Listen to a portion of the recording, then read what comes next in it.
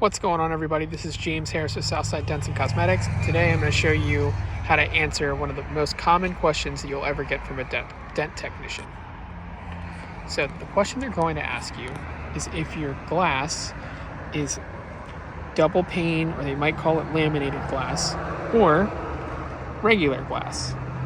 And so as you look at both of these, you can see a clear difference in the ridge of the single panel glass from the double panel glass. Double panel glass looks like it's two pieces of glass that have been pushed together, because that's what it is. And it has this little valley in the middle right here. The reason that a dent technician is going to ask you that before he writes your estimate is because this glass is very brittle, it breaks, it's very expensive. Throughout my career, I've done about 20,000 cars. I've broken 4 of these, and every time it cost me over $500. So a dent technician has to know what he's getting into before he writes your estimate.